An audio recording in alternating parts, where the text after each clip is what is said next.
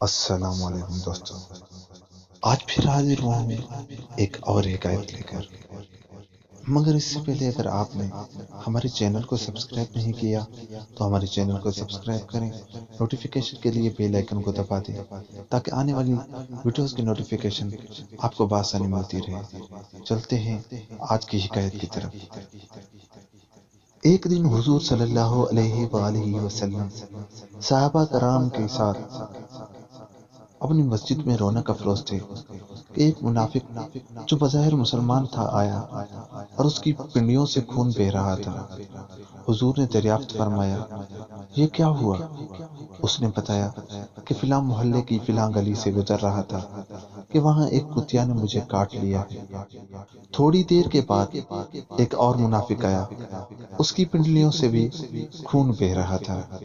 اس نے بھی یہی بتایا کہ اس کتیا نے مجھے بھی کاٹ کھایا ہے۔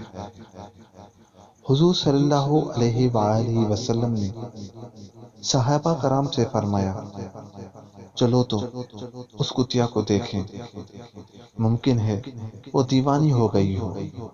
چنانچہ حضور صحابہ کرام کی میت میں وہاں پہنچے تو اس کتیا نے حضور کو دیکھتے ہی آپ کے قدموں پر لوٹنا شروع کر دیا، اور جب حضور نے اس سے پوچھا کہ تو نے ان دونوں کو کیوں کاٹا تو وہ بازبان فصیح بولی، یا رسول اللہ، یہ دونوں منافق ہیں اور یہ دونوں آپ کے یار غار صدیق اکبر اور فاروق اعظم کو گالیاں دے رہے تھے۔ مجھے غصہ آیا تو میں نے انہیں کاٹ کھایا۔ حضور صلی اللہ علیہ وآلہ وسلم نے پھر ان دونوں آدمیوں سے پوچھا تو انہوں نے اقرار کیا اور توبہ کی۔ جامع معجزات مطبوعہ مصر، صفحہ نمبر 19۔ سبق: صدیق اکبر اور فاروق اعظم رضی اللہ عنہ کو جو گالیاں دیتا ہے اس سے تو جانور بھی اچھے ہیں، اور یہ بھی معلوم ہوا کہ صحابہ کرام کو گالیاں دینے والے سے کتے بھی عداوت رکھتے ہیں۔ پھر جو دشمنان صحابہ سے دوستی رکھے، سوچئے کہ وہ کون ہے۔